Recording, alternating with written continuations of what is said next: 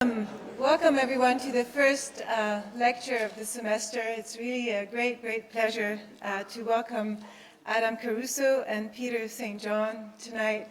The first time I met Adam Caruso was as part of the jury for the Governor General's Medals in Architecture in Ottawa.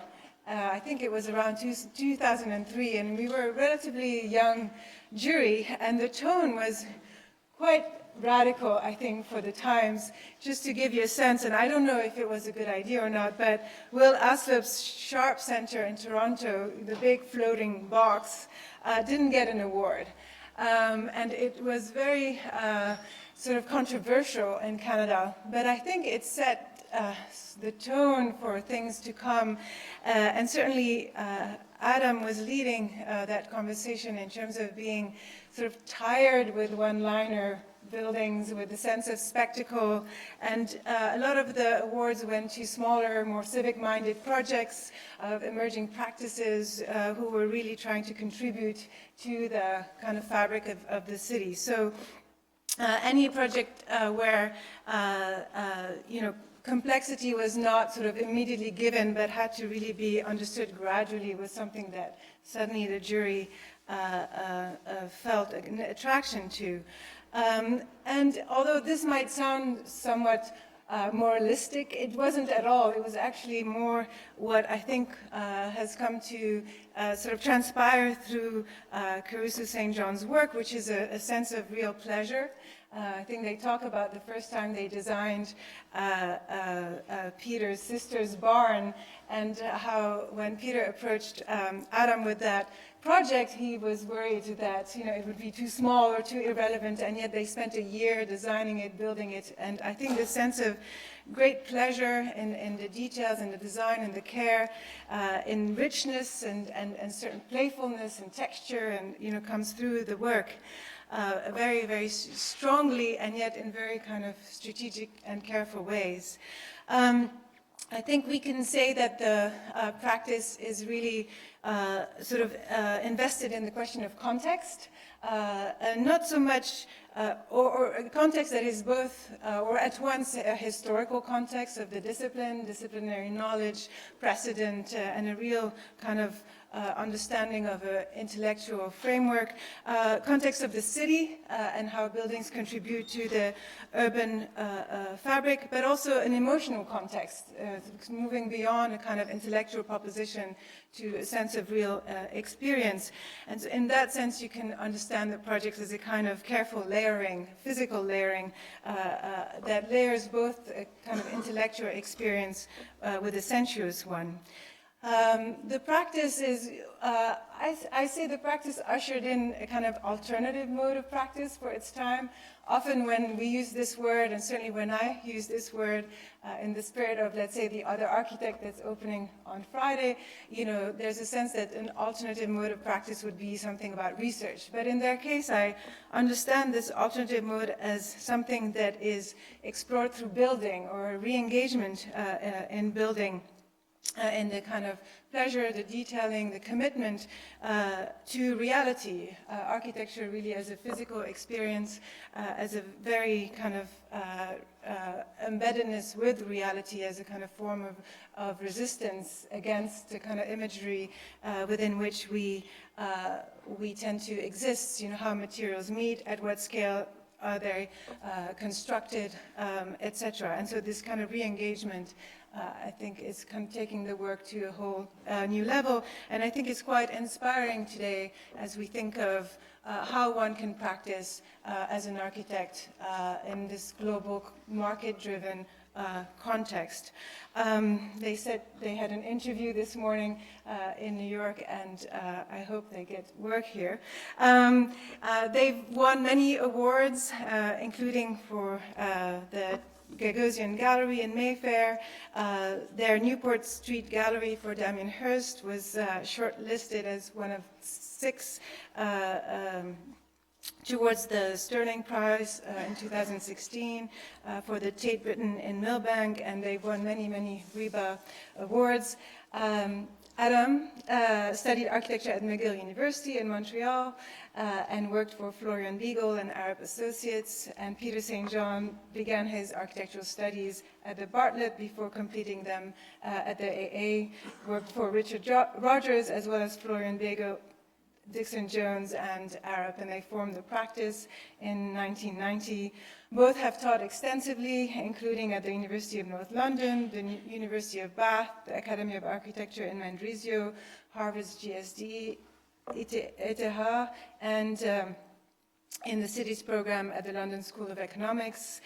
In 2011, Adam was appointed Professor of Architecture and Construction at the ETH, and Peter is currently an external examiner at the Scott Sutherland School of Architecture in Aberdeen and Cardiff School of Architecture, as well as a visiting professor at London Metropolitan University. So if you do get the project in New York, then you must teach here. So, but in the meantime, please welcome Adam and Peter. Thank you.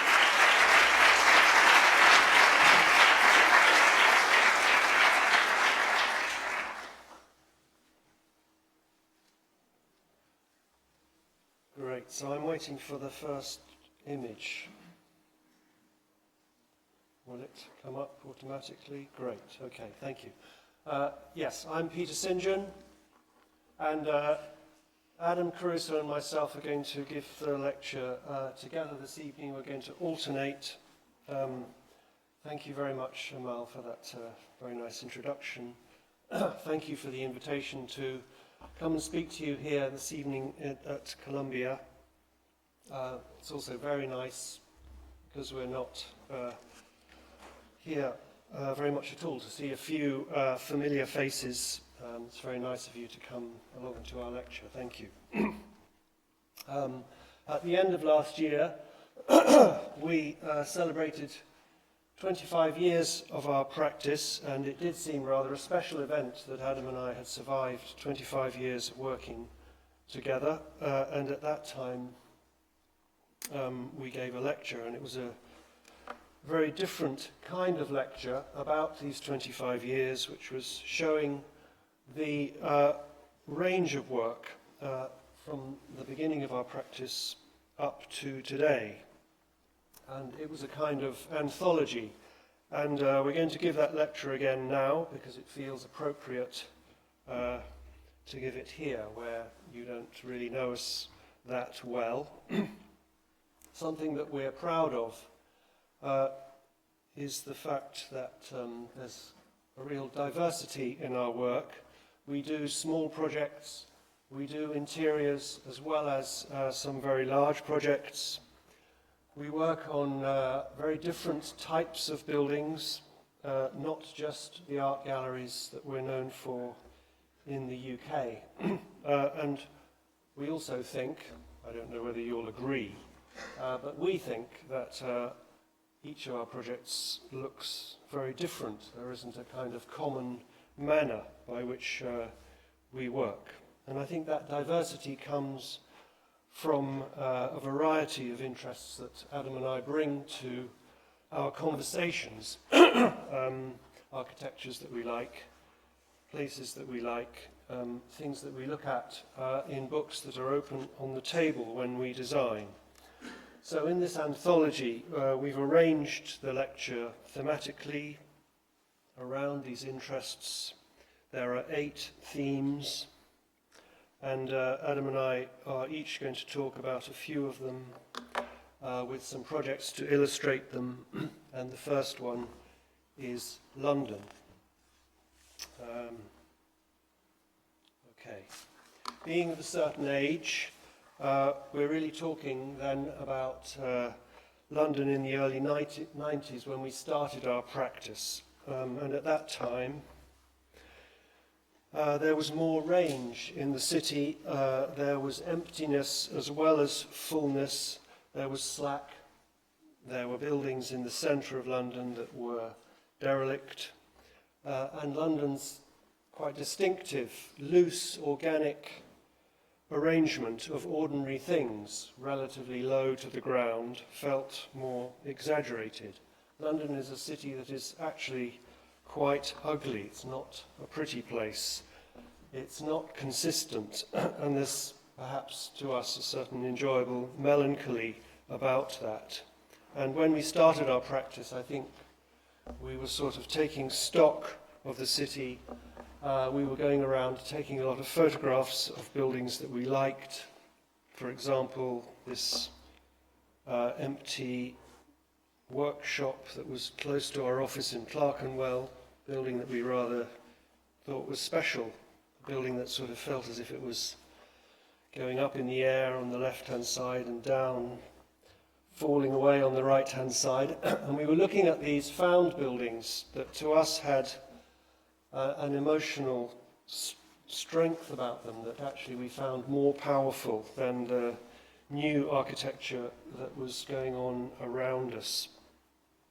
I think London at this time gave us a taste for ambiguity, for projects that were both new and existing construction together. We felt that at that time that we were living in a city where you didn't have to start from scratch. You didn't even have to finish, but you were participating in something that was ongoing, where past and present were more equivalent. This is Adam's house and our first studio, which was a conversion of a small warehouse building. We're looking here at the back of the building with a roof light, and an interior of our studio where we didn't paint the walls. We added some new construction, a new concrete floor, some skimmed jointed plasterboard at the top there, where we were trying to balance the textures of new construction with the marks of the old. This is our project at Walsall, the New Art Gallery in Walsall, where in this photograph you can see the work of the artist Richard Wentworth with his striped pavement and this axial line of very tall lampposts leading to a little building in the distance by our friends Jonathan Surgeson and Stephen Bates, a small pub. I guess this photograph, it's rather a curious photograph to show you, but it's sort of to us about the material that you have to work with in Britain if you're working in provincial cities, the kind of rather lost space that you often find on the edges of cities in London. And I guess it was in Rome that this theme of the new and the old first became an important theme for us. This is a model of our competition entry for the Maxi in Rome, the project that Zaha Hadid won and built. And our entry kept more of the existing buildings. We kept some of the barracks and the factories, adding new buildings beside these existing buildings, new buildings that looked themselves rather like factories. And we were trying to make an institution which had, through a combination of the new and the old buildings, had a very diverse set of spaces that would be a good site for the city's collection of post-1960s contemporary art. And more recently, we've just completed a gallery for the artist Damien Hirst in London. It's in Vauxhall, which is in South London. You can see it here. Facing onto an elevated railway line that's going in just into Waterloo Station. We're working here with some existing buildings in the centre, which are actually historic listed buildings, adding some new buildings either side in order to make a street of buildings for the gallery. Here's a model of the proposal with the facade taken off, where the three buildings in the middle are actually listed scenery painting studios from 1913, and then we added a new building on the left and another building on the right. We also put a new floor into all of the buildings. and dug a basement under all the buildings. I would say that this project, although it's working with historic structures, isn't about conservation, because the existing buildings have been very radically altered. It's about folding the new into the old and making something much more complex. So here you're looking at the street facade. The site's very unusual for being quite shallow and long, so when you approach the building you see all of its parts stretched out in front of you. Here's the entrance. There are galleries on the lower floor and galleries on the upper floor.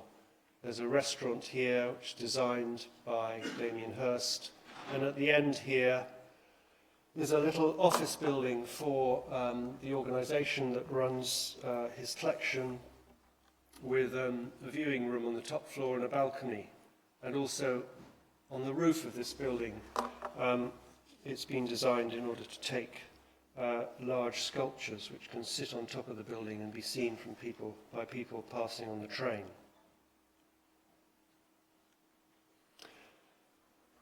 In making this mixture of new and old, we were trying to match the new brickwork of the buildings with the old, which was kind of an impossible task because the old building had brickwork of different colours, but actually we rather enjoyed the painterly quality of the different close tones of the brickwork. And this is the view of the gallery from the commuter's view, as it were, where these are existing buildings, new building and another new building, and that together I think they're trying to be both ordinary and rhetorical at the same time. There's a kind of, I like to think, a sense of humour about taking things that look familiar but putting them together in a way that feels rather strange, something that I like to think has a connection to the sense of humour of the client. And in the centre here, where there used to be theatre posters advertising West End productions to the commuters, now there's an LED screen, and here it is advertising the current exhibition, which is showing Damien Hirst's collection of Jeff Koons sculptures. And the building itself has 6 large gallery spaces, all of them different. It's like a little encyclopedia of galleries. They all have a quite simplified internal language. Here we're on the ground floor with daylight coming in through clerestory windows. Here we're upstairs within an existing roof structure. Here we're upstairs within a new roof structure. And then there are staircases. There's one at either end of the building, so that you can walk down the length and back across the length. The stairs themselves are engineered timber, and then the walls of the stair are made in brick. We had to cover up, of course, the beautiful buttressed brick construction of the scenery painting studios. So we made the stairs of brick. Stairs are kind of important because they make the difference between it feeling like a public building rather than a conversion of an industrial building, and making them brick to us gave back a sense of the tectonic of the architecture.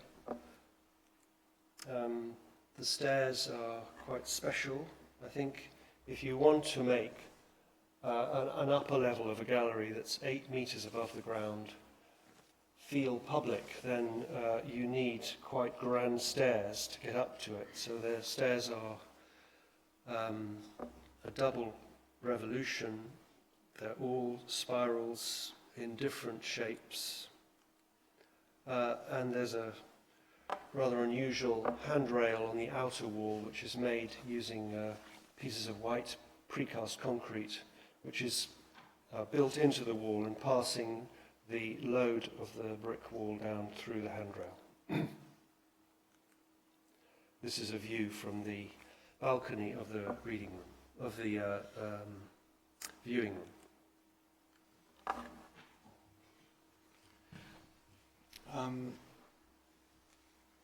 I mean, so the first thing was London. It's a place where we happen to live.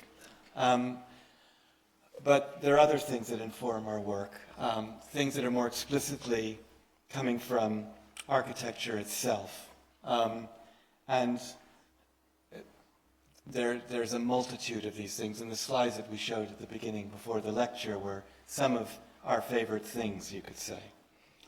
Sigurd Lewerentz is one of those influences, and maybe he's receded a bit in our consciousness in the last few years, but certainly there was a time when the kind of shock of discovering Lewerentz's work, and I remember clearly when I first saw it, it was when I worked for Florian Bagel, and an issue of Quadern came out that had Florian's Half Moon Theatre on the cover, and an article about Lewerentz in the body of the issue.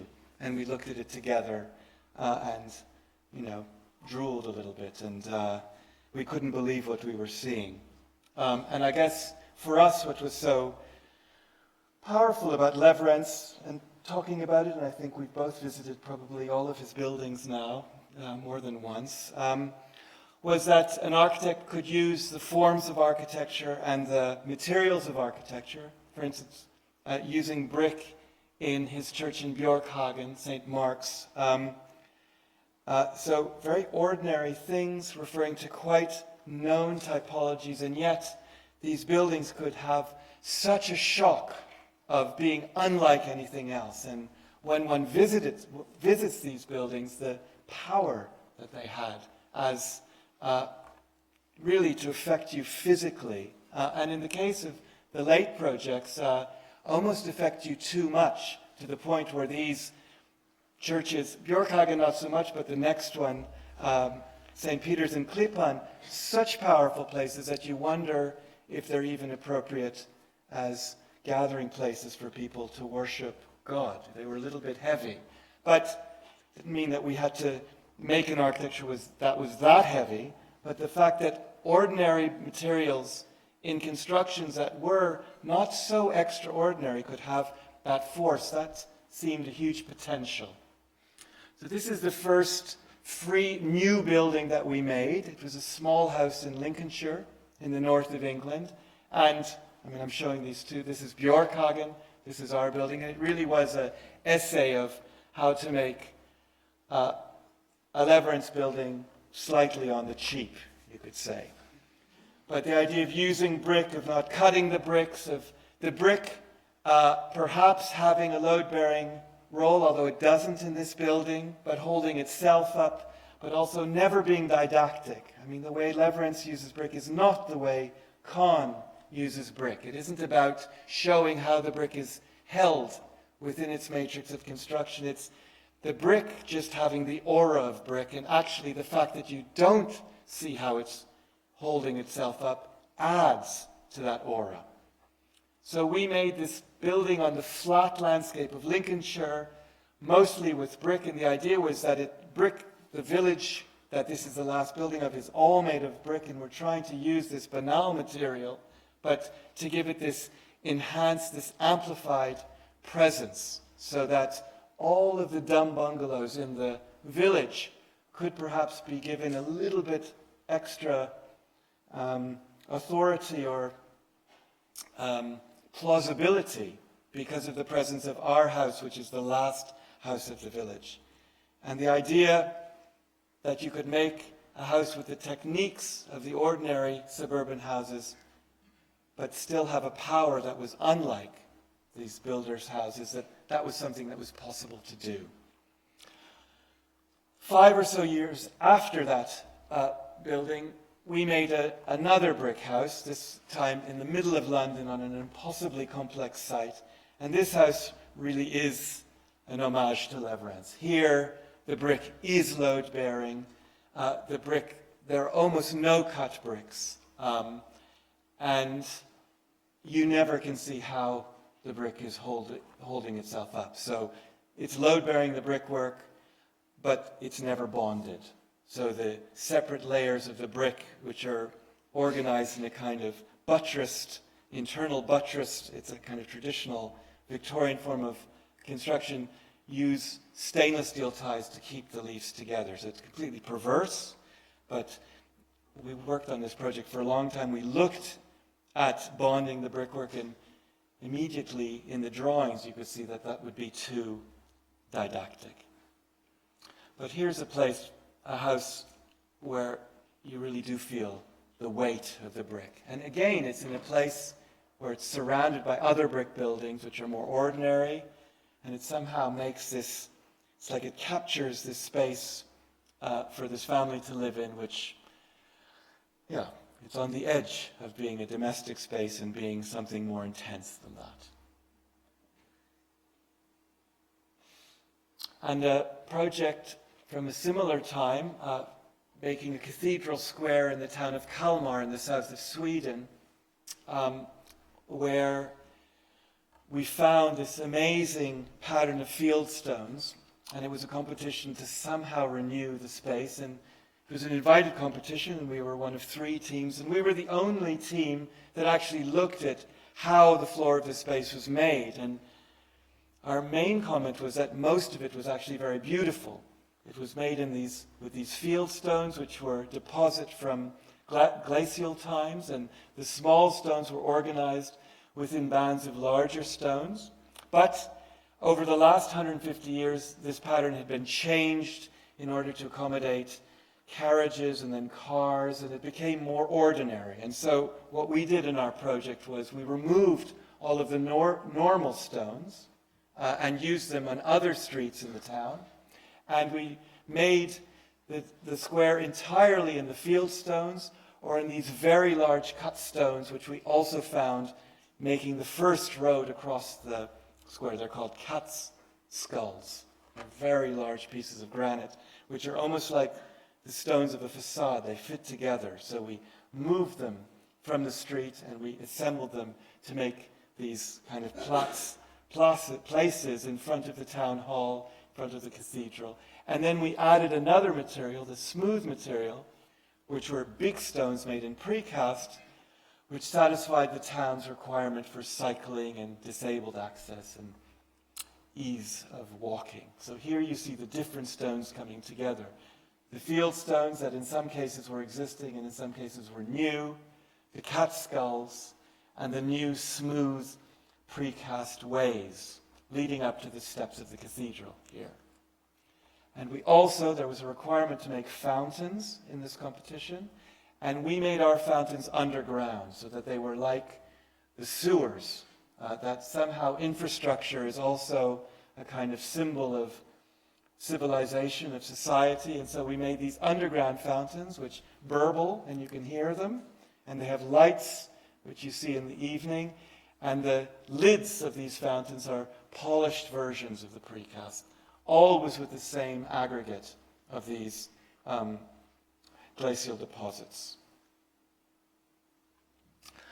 Sometimes, though, we don't refer to places, and we don't refer explicitly to the culture of architecture. Sometimes one has a project because of its program or its location where, for whatever reason, it seems more relevant to make a project that is in some sense related to abstraction. But I guess for us, abstraction is still somehow referring to a kind of cultural basis. And just to give you an example, this is a wall piece by Robert Ryman. Maybe some of you know it. And in the early 90s, the Tate had a fantastic Robert Ryman exhibition. And I remember, I think I went and got the catalogue, and I told Peter he has to go, and he went, and we probably went together, and it was a constant fixture by our table, this catalogue. It was quite a shock to us that an artist could only make paintings with white paint, and the paintings could have such an incredible range of expression and scale, and that a painter could make paintings which involved the gallery wall in such an active and material way. So I think you can see it here. The painting, this is a work on paper, but it's an oil painting, and you can see that the painting is made on layers of translucent paper, and that the layering of the paper and then the installation of the work with pieces of tape onto the wall, all of that is the work. Even though the work, in terms of subject matter, is not about anything. It's clearly an abstract painting. That's the kind of abstraction I'm talking about. And when that exhibition happened, we were working on this project which Peter already showed, Swan Yard, which was our studio, and I lived upstairs. And there was this issue about how to make a facade over a building that, when I bought it, just was bricked in. It had no facade. It was a storage facility for a warehouse, for a wallpaper company. So we removed all the bricking in, which exposed the kind of floor structure, and then it was really about placing this facade onto the structure and placing the facade in a way that it had its own identity, but it also somehow refers to the things that are happening on the street, so the muse. So there's a light fitting here that it has to avoid the facade, and then the neighboring building is only this high, so this line is sort of referring to it. So kind of quite directly copying from the way the Ryman piece is negotiating, being made and then being installed on the wall of the gallery. Kind of drawing when we still did drawings by hand. I remember really enjoying making a very big drawing about the steelwork of the facade. It was made in such a basic way, this facade. Yeah, it was, Peter's already talked about those things. And then just 3 competitions that were done in the last few years in Switzerland, all of them. Sites where there wasn't anything obvious to connect culturally or architecturally to make the project. So this is in Lausanne by the railway station. This was the first competition for an art museum where we came in second, and then there was another competition for 3 more museums here, and we came in third in that competition. It was very annoying. We have very bad luck in competitions in Lausanne. But anyways, it's in this flat land just before the town goes up the hill and by these railway tracks. And for us, there was no architecture, obviously, to connect, to bring into our project, because the town is clearly completely separate from this site. So we made a building which was kind of very self-evidently just what it was. It was this very thick shell of concrete, which then held the floors of the 2 museums. There were 2 museums and then other facilities that were shared. And then, because one of the museums, we didn't want one of the museums to be disadvantaged by being on the ground and another one upstairs, there's this kind of little house in front of the museums, which is the entrance, and from there you can go into the 2 museums. But it's kind of very bald and almost blank expression that's just really about the organization and the structure of the building. Almost at the same time, we were doing a competition for a tower near Oerlikon station. Oerlikon is a suburb of Zurich. It's not a very exciting place. And the competition was incredibly constrained in terms of the proximity of the railway tracks. And again, you're building completely in the space of the railway tracks. And Oerlikon itself, especially this part of it, Neuss Oerlikon, isn't a town. It doesn't have any particular identity. So we made a tower, a 60-meter tower, that really was just itself. It was just about having to do 2 sets of cantilevers, one at the base in order to clear the ways that the trains go past the site, and then another one at an upper level in order to get the area that we needed to get on the site. So those were the facts, and then we had to somehow organize those things formally to make a strong piece in that place.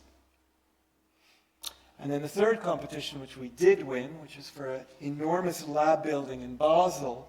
The difficulty here was it's in Klein Basel, which is a very charming part of workers' housing in Basel, but it's part of the biomedical research campus, which has a master plan which is at a scale which is completely at odds with the surroundings. So, whereas all of the buildings around are at most 18 meters high, we had to make a building which was 40 meters high.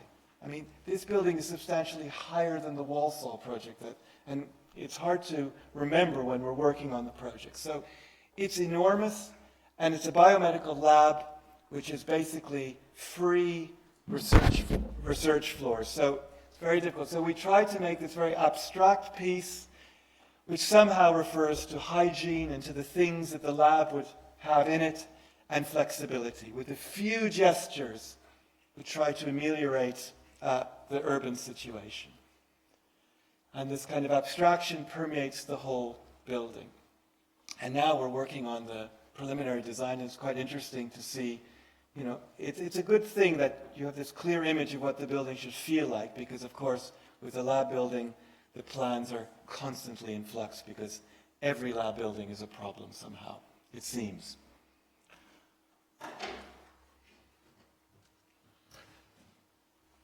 Okay, right.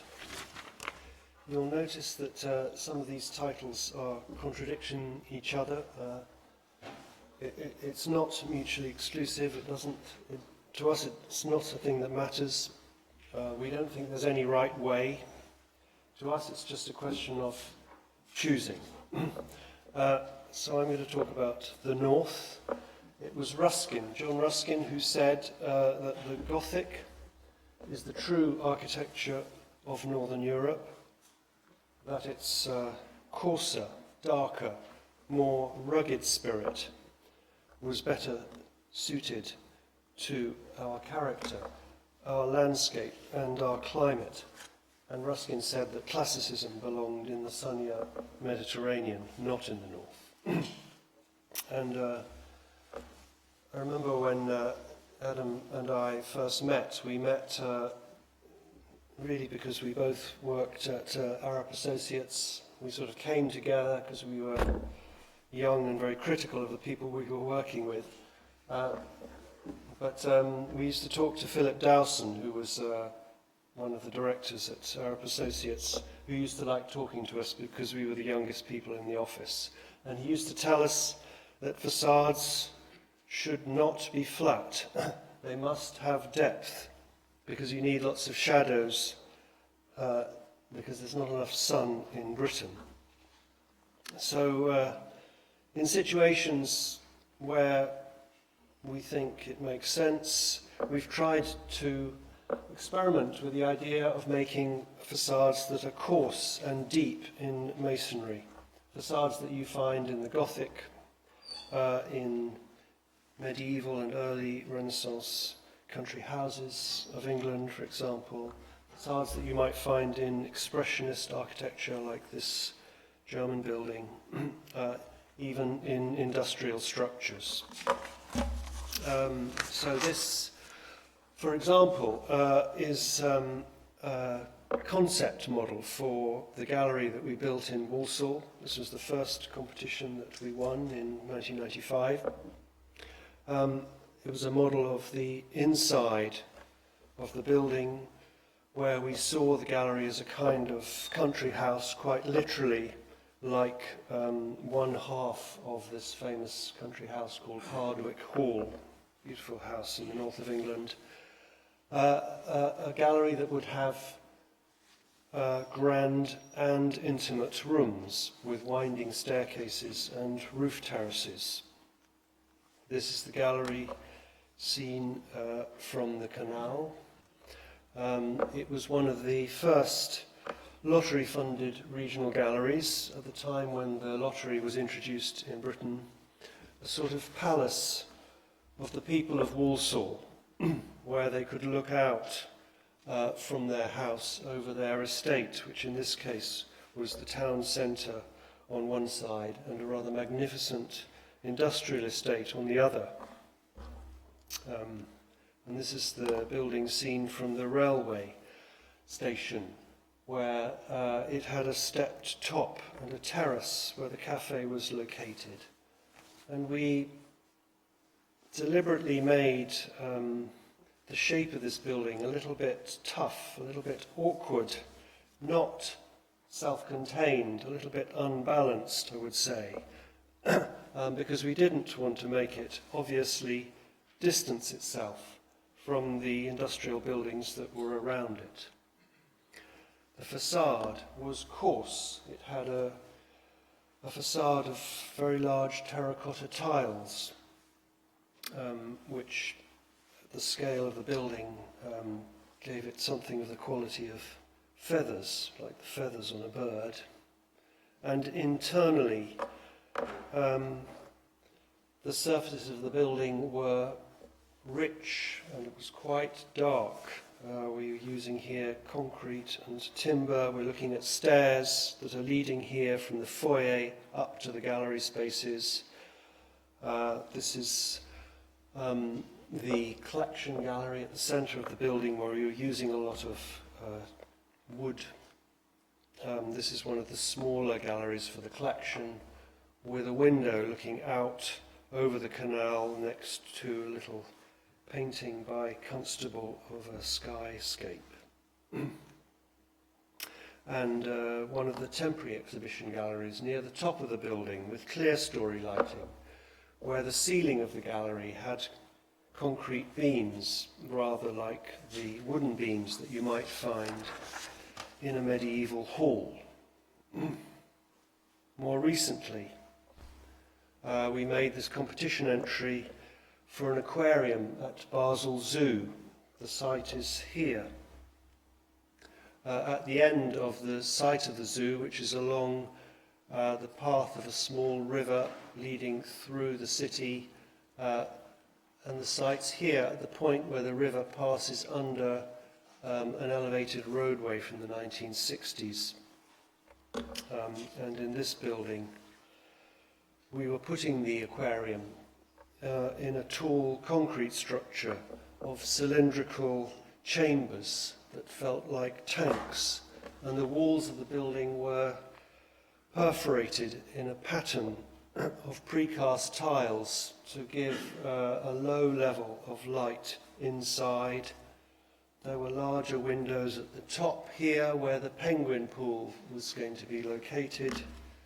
And at the bottom of the building there were chambers that were carved out of the structure to make the entranceways that were lined with different colours of mosaic. This is the arcade at the base of the building where you were looking through a window into the foyer with some castellated beams supporting some very heavy aquarium tanks above. We didn't win this competition. It wasn't the most practical of our projects. This project has just been completed. It's a new headquarters for the Bremer Landesbank in Bremen, which is a small city in northern Germany near Hamburg, and the building provides office space for the bank's 500 staff in the centre of Bremen, which is a very well preserved medieval city centre, where the new bank faces onto the cathedral square. Here's the cathedral, here's a very special early Renaissance town hall, and the site is in the centre of this area here, which is a World Heritage Site. And this is the facade of the building,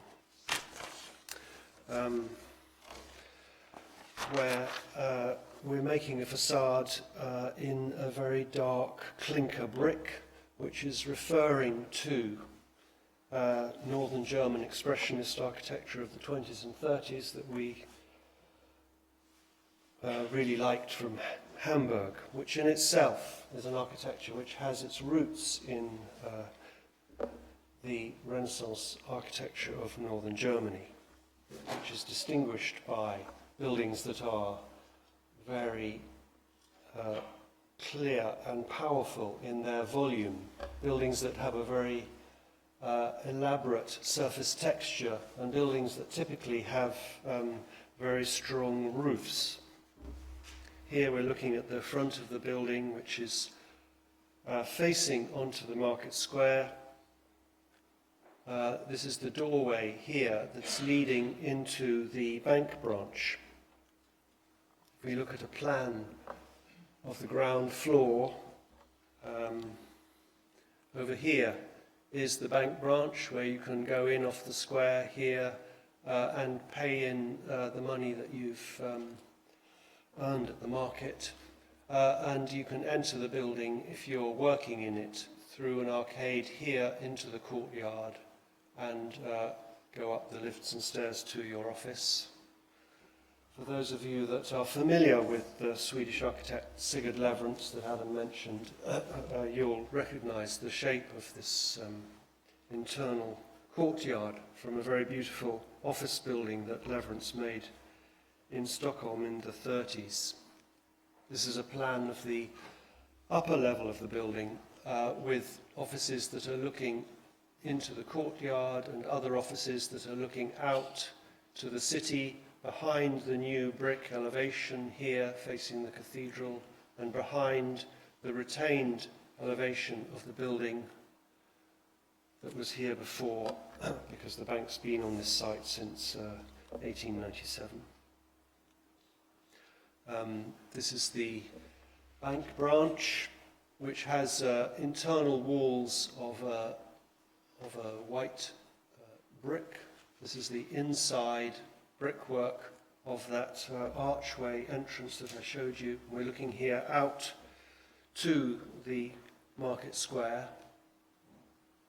A drawing of the elevation, which is a load-bearing brick facade of clinker brick with brick piers at approximately 10-foot centres, which are rising up the facade like the ribs of a Gothic cathedral, starting at a certain width and getting narrower to the top, with bays between the ribs of 10 foot at the base and 5 foot in the upper parts of the elevation, with an intermediate stack of lighter bricks in between, which in the spandrels is woven into the undulating face of the clinker brick panel. This is a drawing that was made as part of the tender package for the brick facade, showing the complexity of the brick elevation.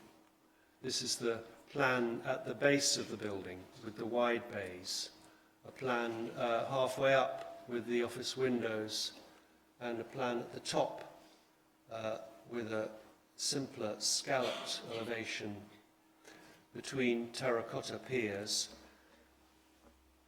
There are quite a large number of special bricks required to make these ribs. And these are new photographs of the building just completed. This is the courtyard.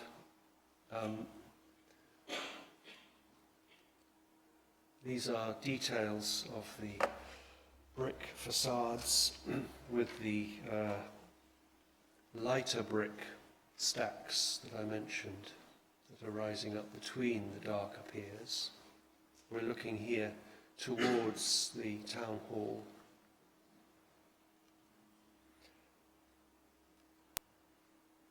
And details of the rib.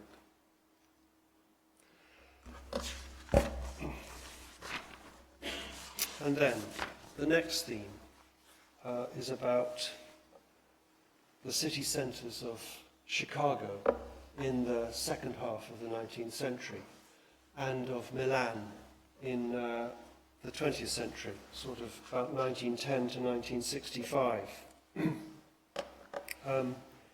City, kind of moments of city making that were amazing for the consensus in how to make the centre of the city, when in many ways the buildings were very consistent.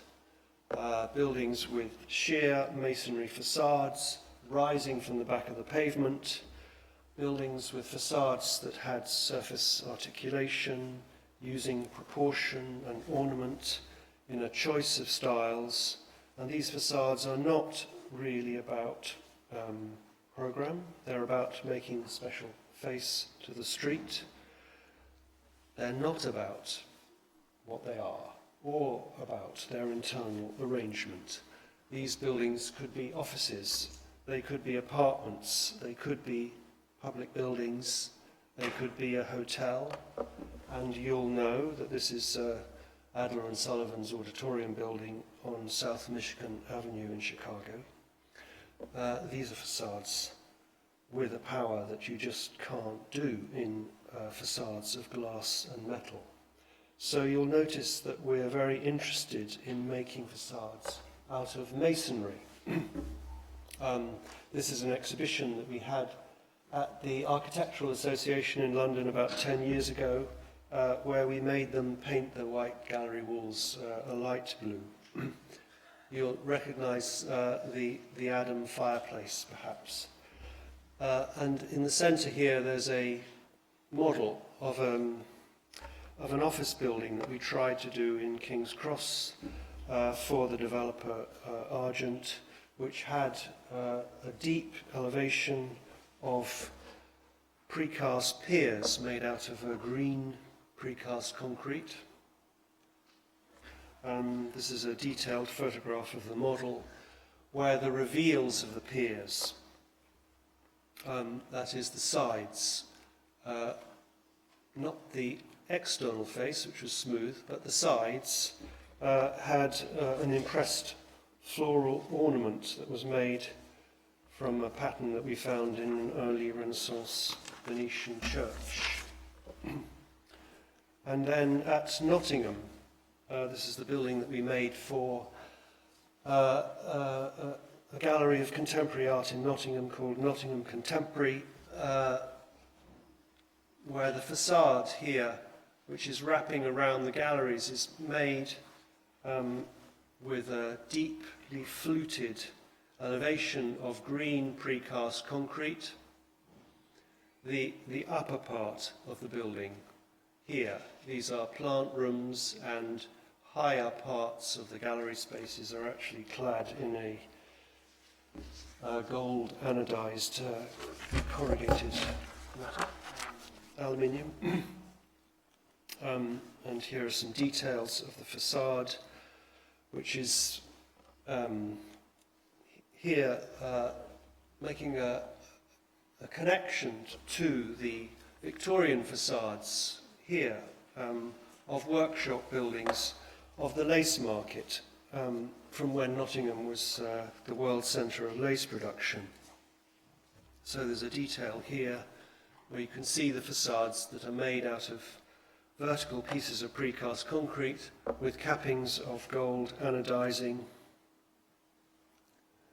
These are pieces of the facade where you can see the impressed pattern of lace in the scallop and a detail of the facade with the lace pattern here, the canopy standing over the entrance.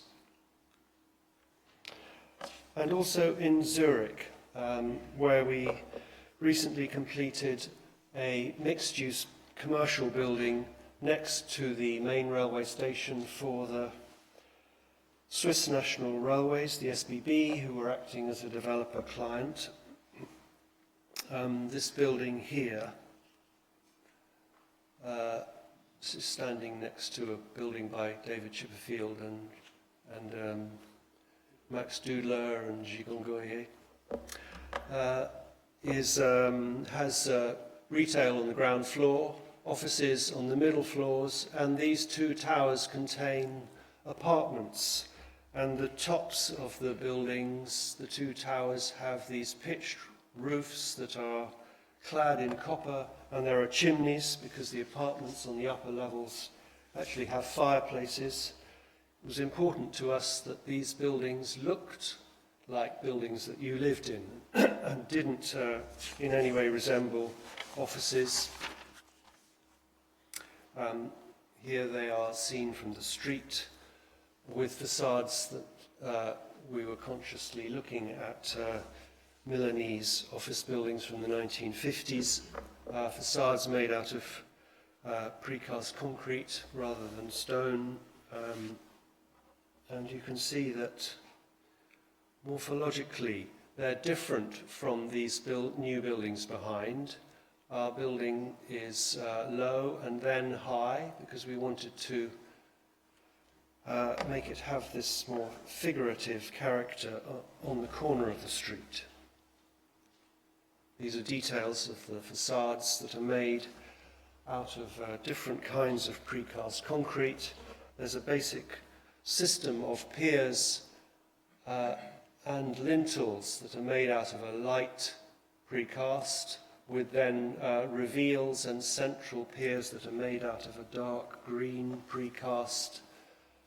And then we're using very different textures of concrete, very smooth and extremely coarse. This is the entrance to one of the apartment towers.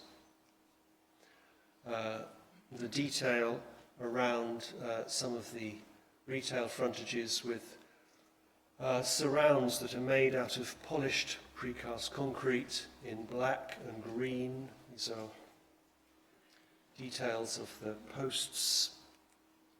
And finally, the entrance to the underground car park. Thank you. 3 more themes to go. I'll try to keep going. The next one is Greece and Rome. So we don't limit ourselves to the 19th century. We go right back to antiquity. I mean, Western architecture is, as we understand it, it's 2,500 years old. You know, and I don't have to tell my students that because they're my students and they don't have a choice, but I have a feeling that a lot of students cut themselves off from that 2,500 years of history, and it's an incredibly rich history where almost everything has already been done. And it really helps to look back at that history to understand what you want to do now. It's a beautiful photograph of the Parthenon, not to be ambitious or anything. And a beautiful photograph of Pompeii interior, so Greece and Rome. And just some ways that we've been using them. And I think as we get older, we feel more and more able to use these things. I think 25 years ago, we wouldn't have looked at this. We were aware of this stuff, but we didn't know what to do with it. This is an exhibition that we designed at Tate Britain called Return of the Gods, and it was an exhibition about British neoclassical sculpture, and there was this idea to put it in the Duveen galleries at the center of Tate Britain, which was a good idea, but I think the curators thought it would be, the Duveens are usually brightly lit, and that would be nice, that sculpture needs lots of natural light. But we discovered that neoclassical sculpture is often not life-size, it's slightly less than life-size, because in country homes, these sculptures were placed on tables often, and that if we just let the normal lighting into this space, it would be very minimized. And this is the busiest circulation space at the Tate. So we convinced the curators to black out the Duveens at some expense, and we bought remote control spotlights in order to make this kind of dramatic installation, so that when people were in here, these figures, which sometimes are life-size, sometimes are greater than life-size, sometimes are smaller, would have a real presence in the space and still have a resonance with John Russell Pope's neoclassical setting. It's a bit of Greece, but it's also a bit of Rome, actually. just very briefly, a project that we did at Downing College at Cambridge, where William Wilkins made the first project there. It's a very special campus-like plan, very unusual for Cambridge and Oxford, and where we had to restore the most important room in the college, the dining hall, which had been painted magnolia in the 1960s. So, and we didn't know what color the hall originally was. There was no record of that in Wilkins's drawings, and we were also extending the hall because he never finished the full extent of the hall at the beginning of the 19th century. So this is really a project where we're restoring parts of the room, where we're trying to, in a very academic way, make parts that seem like a restoration but actually aren't a restoration, and then designing new things like the furniture and the lighting. In this case, the lighting, you can see it's based on Asplund's lighting at the Stockholm Library, not trying to make lighting like Wilkins would do, because he wouldn't have done lighting, but lighting that was somehow neoclassical and somehow resonated with the very Greek spirit of Wilkins's architecture. And similarly, working in the Soane Museum, where we made 4 new interiors, trying also to work in this crazy, accumulative, hyper-rich kind of atmosphere that Soane sets up with his architecture, with his furniture, and with his objects.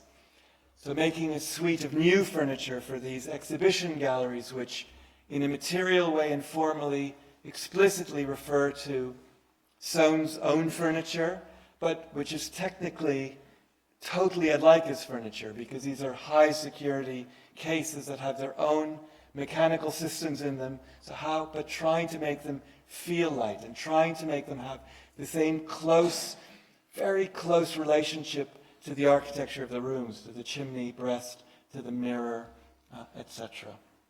And using mirrors and glass and using the things that we learnt from Soane.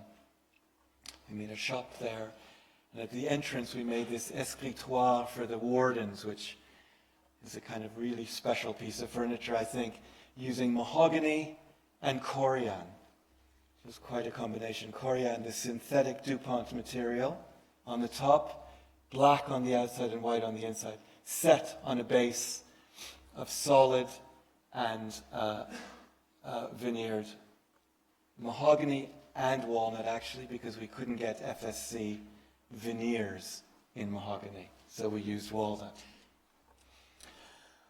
And a project we did at the Cathedral St. Gallen to make a new altar there for a jubilee they had for the 1400th anniversary of Gallus coming to Switzerland.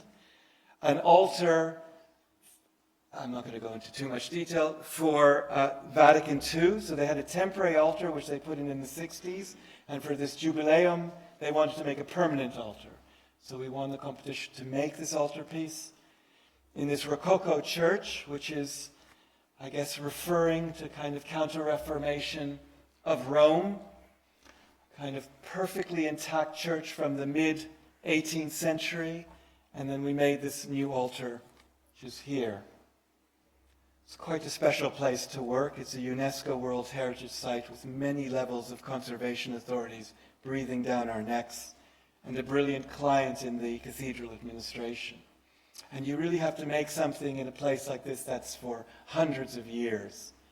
And we made it all out of in situ, well, not all. The big pieces are out of in situ terrazzo, and then these pieces are actually made in precast terrazzo, which was made in a workshop and brought on site with quite a bit of difficulty because they were so heavy, the pieces.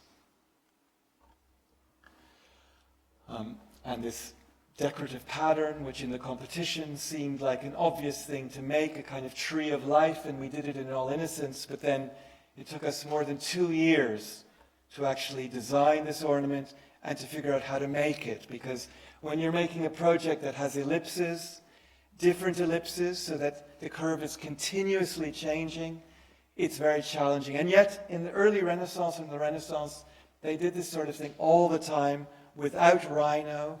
But today, it's difficult. And we couldn't use a 3D milling because it wasn't accurate enough. So actually what we did was we did computer-driven cutting for all the two-dimensional pieces. That's perfectly precise. But the 3D pieces were all carved by hand. That was more precise than using milling.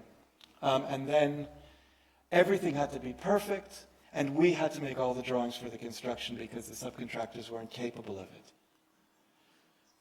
And it's the sort of project where you get to design a crucifix and all of the special things.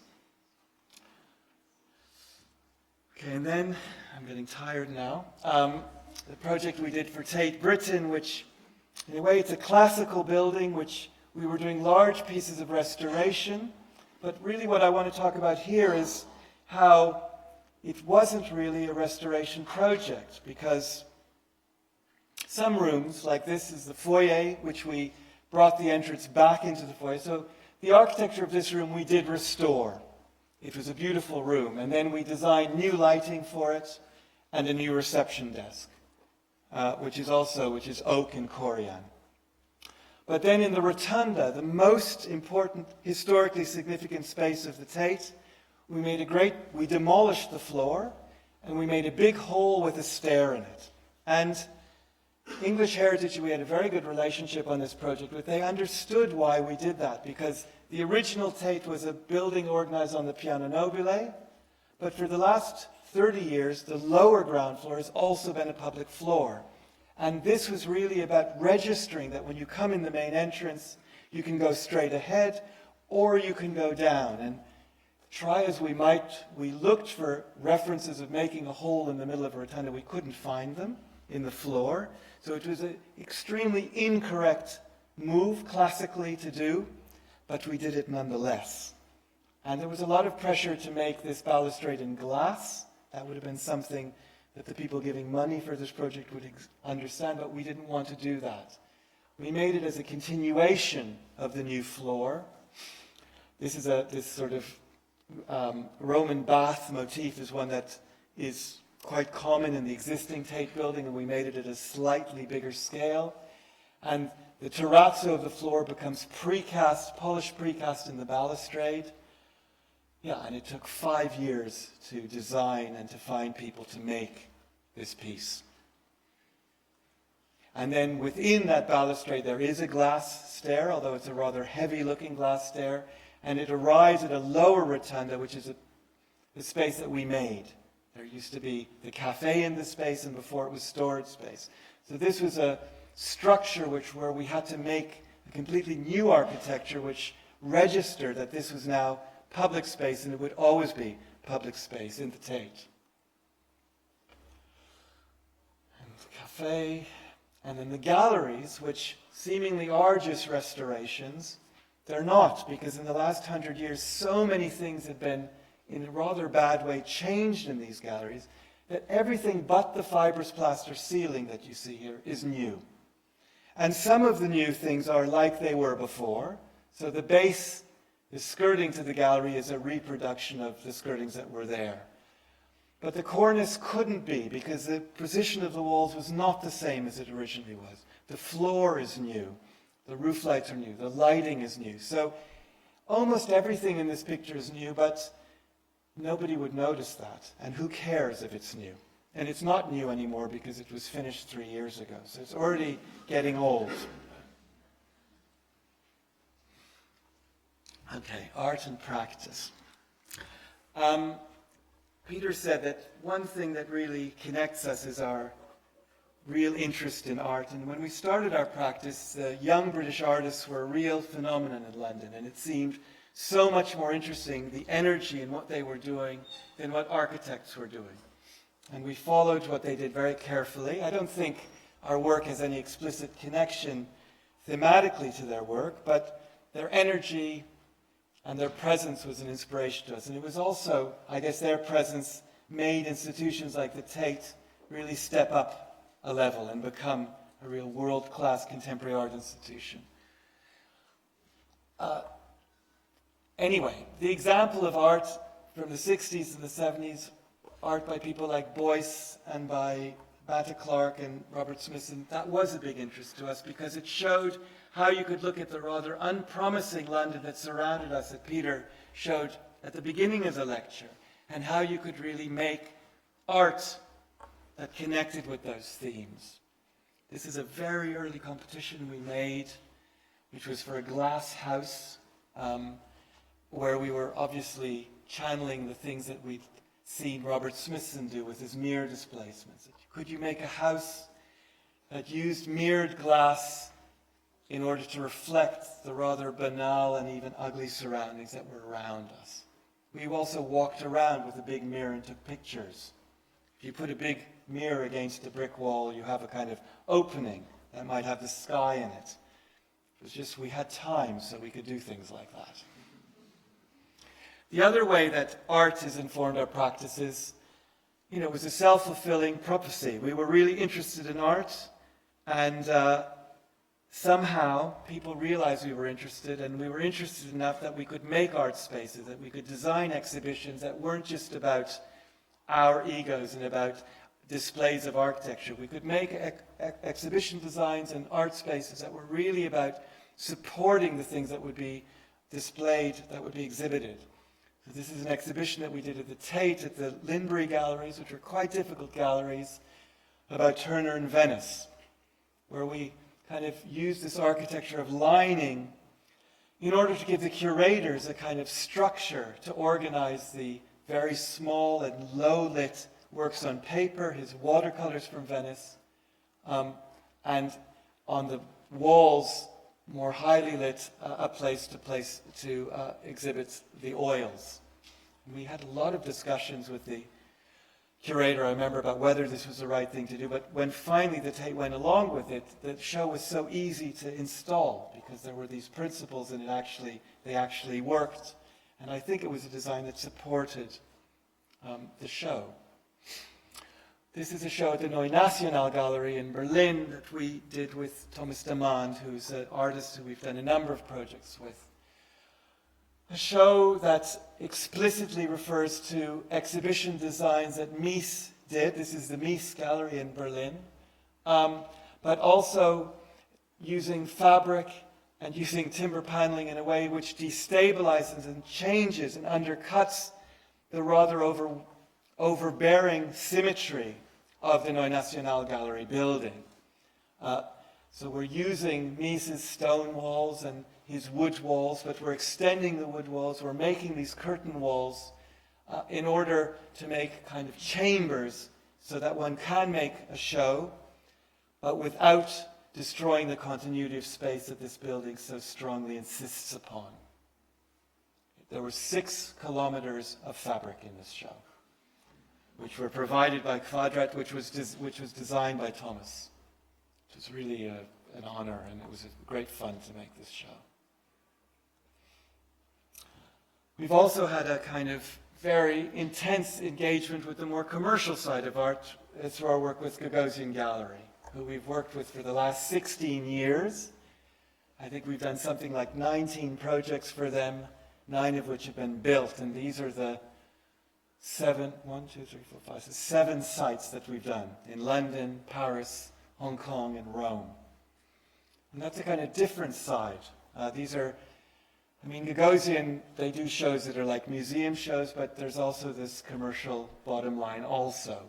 And the spaces have to be in a way more generic than institutional art spaces, but still, the Gagosian Gallery, they're so powerful and they're so insistent on doing things properly that they're actually a very inspiring client to work with, because in the end everything has to be perfect. And even with this condition of the commercial gallery, we've made each of the galleries, I think, quite specific to where they are in terms of what city they're in.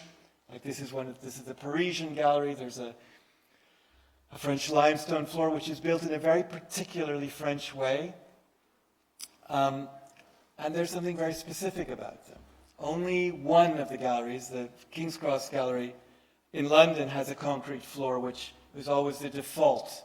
There was always a reason not to do a concrete floor in the other galleries. And Larry understood why we wouldn't do that.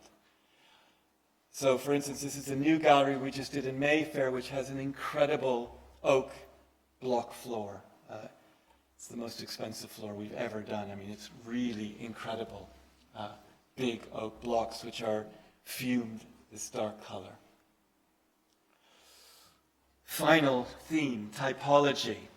And an opportunity to show the Teatro del Mondo by Aldo Rossi in its setting in Venice. The idea that that typology is an incredibly powerful way of thinking about how a building should work and how a building should work in the city, but typology is also something about the appearance of buildings. There's something very deep, it's a kind of genetic thing almost, typology, that when something looks like a house or a kind of a place of assembly like the Teatro del Mondo or a church or a monastery, it's something that I think we all understand. You know, it all hits us in an emotional way, and that's something we're very, very interested in our work. I'm not going to dwell on it, but I already talked about this little house we did in Lincolnshire, and you could see here, what I already told you about, the way it was the last bungalow of the village. And yet it was a bungalow that had a heightened volumetric precision. And also, as you get closer, it's a bungalow whose scale doesn't fit. There's something wrong with the scale of this building, even though its size is the same as its neighbors. And it has a carport and a porch and a pitched roof. It has all the normal things. And then as you get closer, you realize that actually it isn't a two-story bungalow. Only a bit of it is two-story. It's actually a bit like a very dumb Palladian villa. It has a sala in it. It has a big space at its center. And the outside has clues that might be happening because the windows don't fit according to the logic. So there's the typology of the bungalow, but that typology is subverted. And there's this other typology of the villa, so they're both there. And it is something, I think, that's legible, maybe only under the surface when you're there. Last project. This is a project we just finished, and I have some photos of it finished, for a international school of cooking and hotel trades in Lille, an industrial city in the north of France, whose industry, like the industry of England, started to die in the 1970s. And this is a drawing we did in a competition which shows the steel factory, which is going to become a new urban quarter in Lille, and the lycée, which is in this part of the factory, in existing sheds and in new sheds which are the same volume as the existing ones, and some new buildings. And you can see how we're using the typological idea of image in this project. And we were the only people in this competition to do this. It's one of those things where you think, oh, everyone's going to do the same thing, and they don't. It's like with Bremen. Peter didn't say, we thought everybody would do a brick building in Bremen. Only we did. All the German architects did concrete buildings. Anyway, so this is the factory and the area around the factory called Fives. So it's a real working class district with its factory like a cathedral at its center. Sublime, really. And these are the halls that we found, which we're keeping some of. So that's the whole factory, which will become a ZAC, a zone urbain. And this is the site of the lycée, and this passage becomes a covered arcade within this new quarter. This is a model, and so you can see we're keeping these sheds. Inconveniently, there were only some little sheds here. So we demolished these sheds, and we copy-paste the volume of these sheds here, because that's the volume that we wanted for the lycée. And then here we have 3 new buildings, which are like a rhyme of the existing shed buildings, for a gym, a student residence, and a residence for the teachers, with gardens between them. Then there's the passage, which I talked about, and then in the middle of the lycée, there's a garden under one of the sheds, and then a loading courtyard. It's an incredibly complicated building, quite big. It has 35 kitchens in it.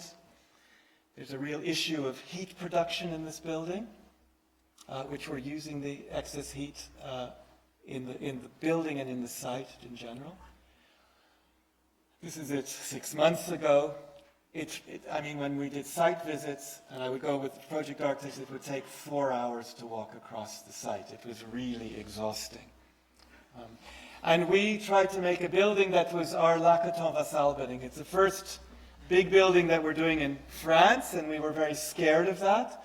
So we tried to design everything using systems, and there was no main contractor, so we were controlling 17 subcontractors, who were quite charming actually, and most tried their best. They didn't think it was so simple, the building. They thought we were making a crazy English complicated building, but that's how it is. So this is the view along the street in Fives, and you can see how these new buildings are like slightly large versions of the houses that I showed you. And the existing factory is in this brick, a varied brick pattern, and all of the new buildings are in situ concrete with red pigment and aggregate, and they're sandblasted then. So this is the view down one of the streets. It's like Lacoton Vassal, but with color. A lot of color. This is the garden between the professor's residence and the student's residence. Those gardens were designed by Pascal Cribier, amazing French gardener who unfortunately passed away just a couple of months before the project finished.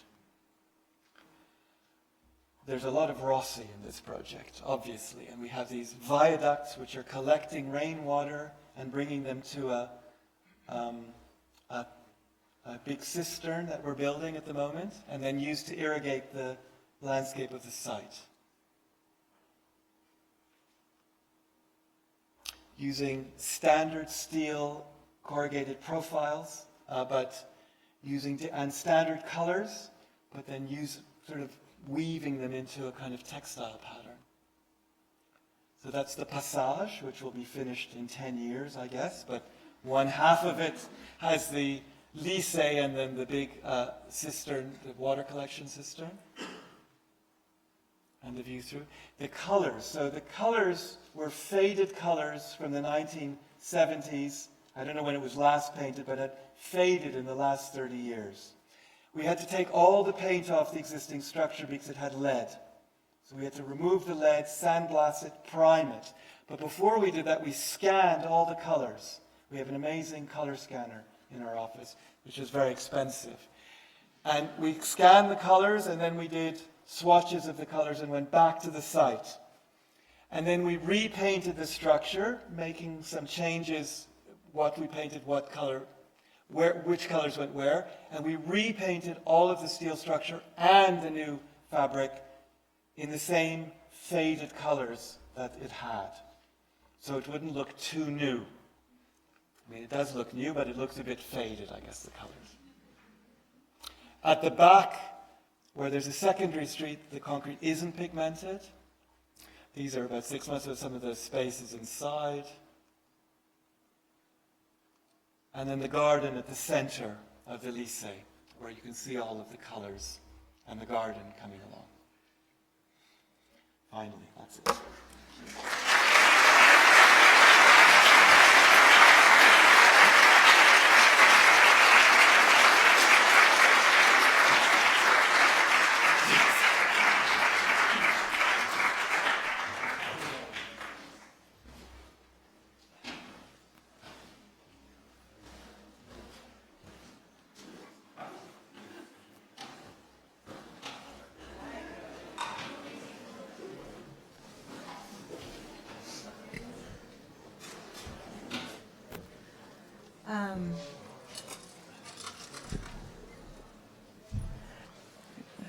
Thank you, Adam and Peter, for this amazing tour of 26 years of incredible practice. You know, what's been really interesting for me through the lectures in the past 2 years is to notice but also confirm that there's been this kind of really interesting paradox, which I've noted before, you know, at the exact moment when the conversation became all about global practice and blogs and images and the kind of incredible emergence of practices that have been incredibly situated, very embedded within a city, a context, a culture, and with a real commitment to the real, as into building, and kind of through a sort of focusing again on the practice of building, sort of expanding again the possibilities. So it's a sort of expanded practice. It's all about building, where it isn't so much about a style, but rather consistency is building, not a kind of consistency in any other way.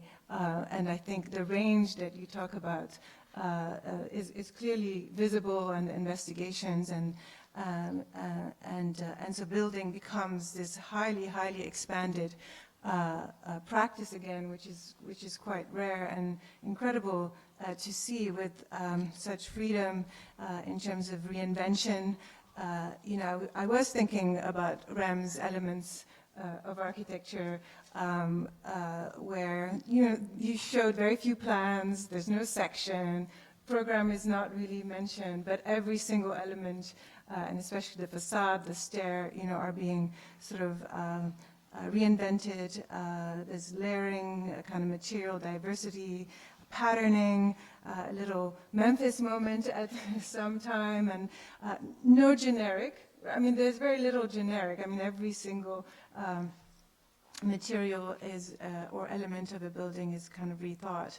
And there's a kind of real thickening of surfaces, in particular of the facades.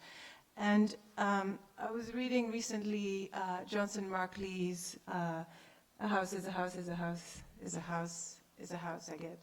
And in one of the conversations, the notion that Eisenman was about schematic design, and right, because it doesn't matter if something is built or not, if it's the real or the representation.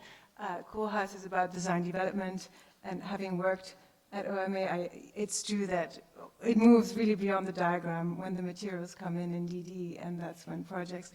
And in your case, it would be not even CDs, it would be CA, right? I mean, you were talking about the kind of involvement in touring the site, and there's a sense that, and you use we, you're showing built work, and so I wanted to talk a little bit about the process of building and your relationship to construction, the labor, and who builds your architecture, as one of our kind of faculty member has launched, Mabel Wilson and Kadambari Baxi, questioning construction practices, global construction practices. So I wanted you maybe to talk about that relationship of building, if that's... We can. You can. I mean, we don't give lectures in North America very often because it's not really fair, because I think it's very difficult to build that way in North America. It's a fact. I mean, we're building in all of these different places, and it's very different building in these different places. Like France is very different than building in Britain and Switzerland, and Germany is even different than Switzerland. The capacity might not be so different, but how you get it done is quite different. There's a lot more macho bullshit in Germany compared to in Switzerland, where everything is just a little bit friendlier.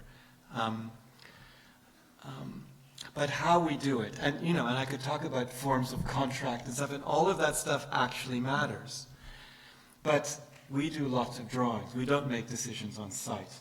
Our project architects really annoy at the beginning the contractors because they won't make decisions immediately on site. They say, first of all, we have to go talk about it in the office, but they also say, I don't want to make a decision this hour. If you need it this hour, you should have asked me last week about it. And the reason that they can take that position is because we do thousands of drawings to build our buildings. It's crazy. I mean, computers have meant that you produce even more information. but we do drawings about all of the construction, and you upload those drawings, and then your subcontractors do the drawings and upload them again, and then you check them, and that process is getting more and more streamlined. We're able to do more and more drawings that drive production, like at the Tate, the stair was mostly, the manufacturing is mostly driven by drawings that we did. But then in St. Gallen, that's not possible. And with the bricks in Bremen, that was a brick company making 9 different kinds of bricks outside Bremen, and a bricklayer who worked with that brick maker with how many people? Not enough, because it took a long time to build the walls, and laying the bricks one by one. And the bricks, the facade was finished at the end of the job, But that doesn't matter because the waterproofing is behind the brick. But you can still, so there's all this discussion about globalization. But Europe is quite special in that there's still opportunities, there's still clients and opportunities and contractual arrangements that enable one. And it's not about having a bunch of guys carving stones. One is able to use new techniques to build all sorts of things, and it's special. I know it's very different in North America. I think there's a few people who have made situations where they have a little bit more possibilities, and it's very different than in the 50s and 60s, where in the United States you could build anything. You go look at the Kimball. That wasn't an easy building to build. So it's really a kind of, so Europe is still leading in terms of construction. Leading, and Renkulas would say it's boring nostalgia, I guess, He would, yeah. But that's because he never had the patience to do that, I guess. Yeah. It starts at DD, as I mentioned. So I wanted to also talk about maybe the return of history. I mean, certainly the kind of neo-postmodern has been now around for several years. Certainly you see it across student projects and drawings, and the Arch and MoMA is celebrating the 50th anniversary of Venturi's Complexity and Contradiction. And so there's this kind of, I wanted to, and you of course mentioned history. Why do you, and I should also say that we've just revamped our history curriculum actually to globalize it and try to, kind of expand it and question it and probe it.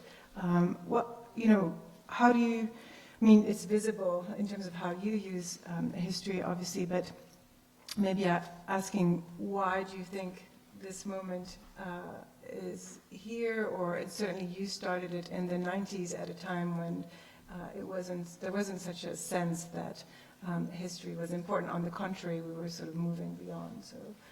I'm not sure I can answer that question. Why it's relevant now? I just think I don't know where I'd even start if we weren't able in our conversations to refer to all the books about architecture that we have on our shelves and talk about ideas in relation to buildings that we're familiar with. And our design process has been, to me, a process of learning and learning and learning about a wider and wider and wider selection of interesting buildings throughout civilization that are happening now and happened 2,000 years ago. I don't know where we would even begin to have a conversation about architecture without talking about that. Why it would be relevant? I would turn it. Yeah. I mean, we were lucky enough to go to school in the late 70s and early 80s in postmodern time, explicitly postmodern times. And I went to unlike Peter, I went to a very boring school of architecture. But it still happened, postmodernism, and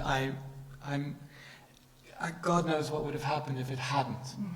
And my biggest shock when we started to practice was how quickly, and of course we never escaped postmodernism. Postmodernism is the condition of late capitalist production, and you can't escape that. But it's what you do with it, and it's whether one can find somehow a positive aspect to it. And it was amazing how quickly a kind of classical or historically informed postmodern architecture was replaced by a neo-modern postmodern architecture. And it was to do with how complicit architecture became to the economy. Mm-hmm. There was this explicit embrace of capitalism amongst architects who previously would have been kind of more art practice architects. There was this conflation between commercial architects and those architects, you know? Because it's a willful misreading of modernism, this idea of rupture and this idea of not referring to history. Even the most arch-modernists, except for maybe like Hannes, although Hannes Meyer was still informed by history, but because he was such a good communist, he would say that he wasn't. But clearly, Korb and Mies and those people, their practice, their designs are impossible without history, whether they went with it or whether they willfully inverted it. And many, many modern architects engage with history in a much more open way. Architects like Plečnik, like Behrens, like the people who built the Hamburg Kantorhäuser, all of those, there's many, many architects in my chair at the ETH were producing books about these architects. Fernand Pouillon, Asnagel Vender, now Rudolf Schwarz is the next book. So the 20th century is filled with modern architects who are doing much more efficient and effective buildings than the modernists were, and who were engaged with history and with the city. So it's like a willful, it's this insistence on rupture and on novelty. It's like a conspiracy, you know. It's a conspiracy which is part of the market. And so my question would be, how could you do it with what Peter said in a kind of more, you know, Peter's answer was just directly like, we would be lost, yes. But, you know, I think it's a fundamental question. And, you know, our students at two different schools, it's unimaginable for them to make work that isn't absolutely rooted in the discipline of architecture. My friends who are contemporary artists, to them it's impossible to imagine making art that's not totally coming from the history of art. I don't know very many artists who are so crazy about novelty and a kind of weird pseudo-invention. And I know in architecture schools in the States it's changing now. There's a shift. You know, parametrics are not so seductive anymore, thank goodness. Well, I guess that's true. I think for us here, certainly at the school, if not, we're questioning though what does history of architecture mean as a kind of linear, you know, self-contained history when, you know, our student body is incredibly diverse and international, and we're working on sort of diversifying and probing and questioning that history. So I think when you mentioned, you know, we would be, and I'm just saying that I think it's very interesting to think about this question of precedent and expanding, you know, what are we using as precedents. But we're not North German architects. We're English architects, and I actually was born in Canada. And yet, but that doesn't count. Canada, and when we do a project in the north of Germany, our engagement with our own culture allows us, by analogy, to have insight into that other culture because there's connections. There's technical connections, but of course there's cultural connections. And at the ETH, where we have a much more homogeneous student body because it's mostly Swiss and German students, but we have a few Chinese students, for instance, and they're pretty amazing. You know, and I usually, every second semester, I'll have 2 or 4. And they are so hyper interested in the European scene. And they're the ones who come on the seminar trips with me to Rome. And they do the most Roman projects. And I think for them, it's a way of developing a critique of what's happening from where they're from. And they're not going to go back and do Roman projects or Swiss projects. By analogy, they're going to find out something about where they're from. Just like I'm from Montreal, and which is an old city, and it's sort of lucky. It's a special city in terms of North America, like New York is, you know. But I think artists work by analogy, you know, and the fact that you're from somewhere else shouldn't suggest that, well, then I have to work in a void because I'm not from here. No. So I don't think, you know, we're not talking about history being linear or I mean, I'm very interested in globalization. Like, look how globalization works in music.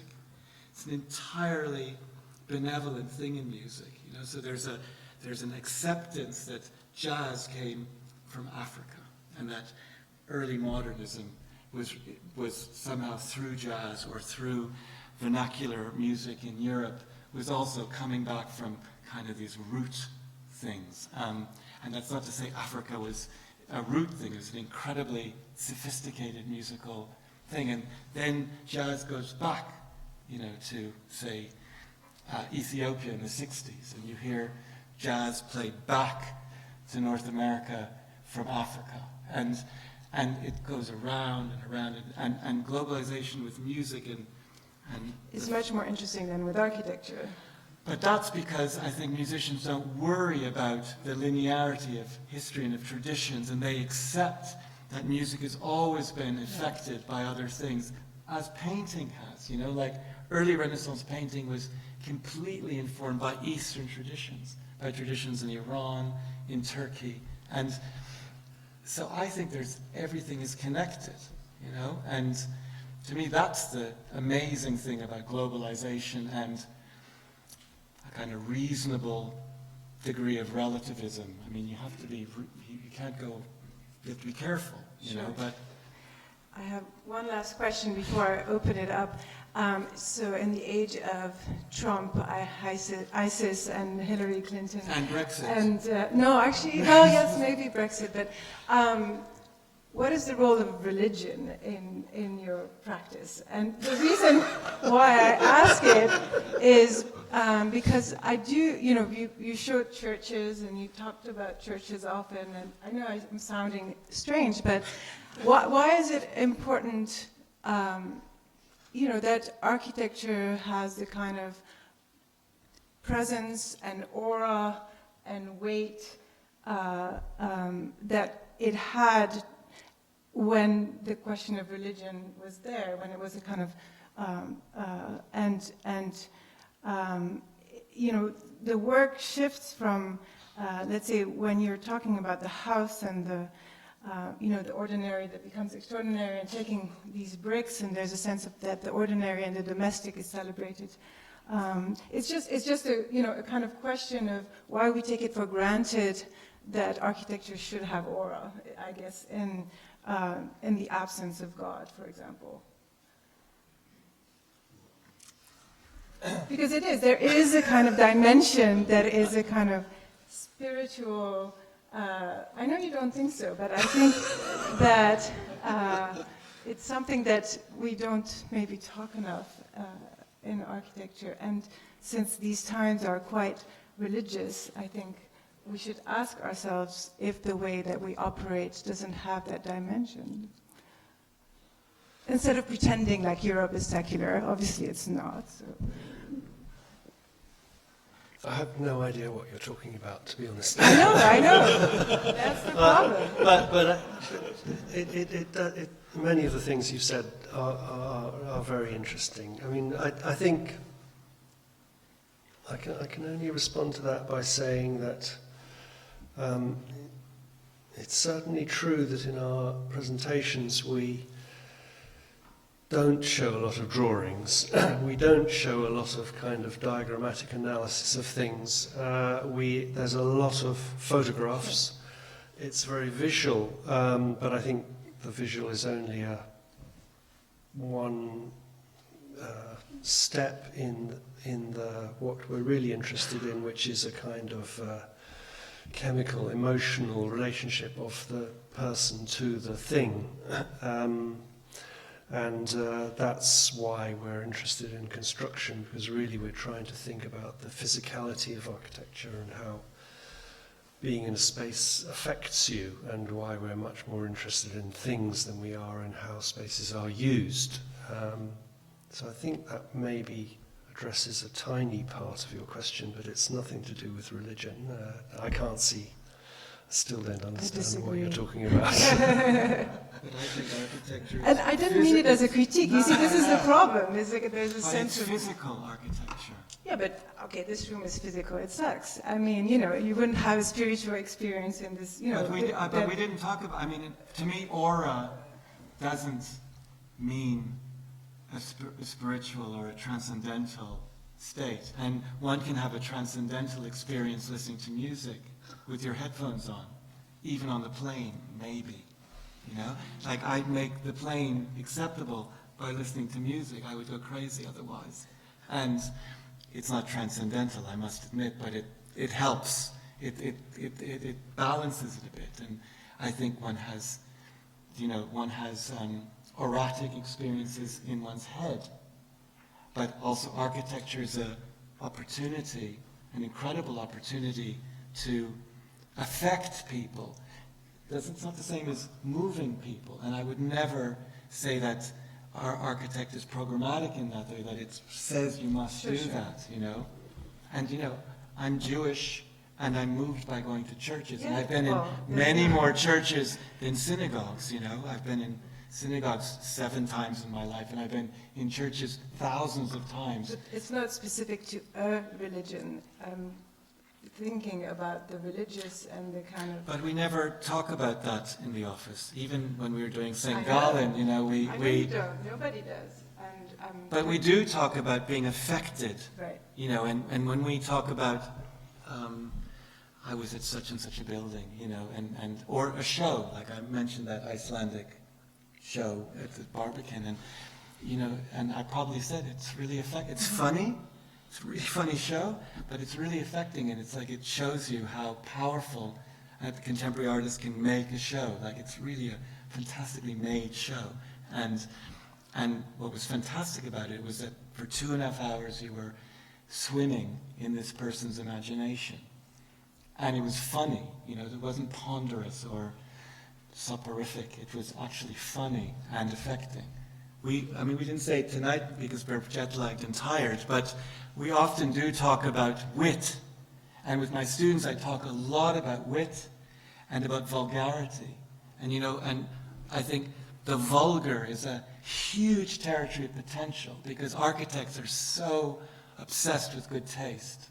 You know, it's why we usually wear black and all of this stuff, and we're so careful about taste. And nothing makes me happier than when a student does and last semester was really successful in that respect. So there were 3 or 4 projects that were so vulgar.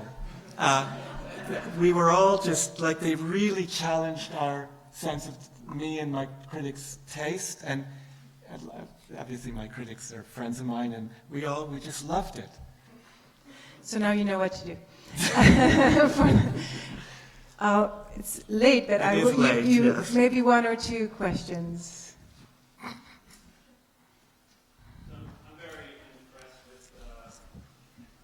I'm very impressed with the thoughtful and refined way that you guys use ornament in your buildings. And I'm curious, not all of your buildings have some sort of applied or graphic ornament on it. And I'm curious how you decide when it's appropriate and what kind of ornament is appropriate.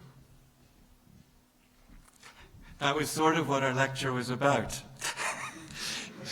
It's what Peter said, is we had these themes, and, you know, there were 8, but there could have easily been 25, but that would have been too long, obviously.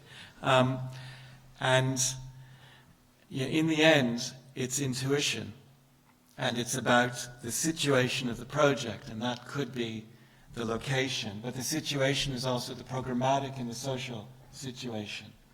And I think when we started, our projects were conceptually we could write about our projects at least in a way that made them seem conceptually very coherent.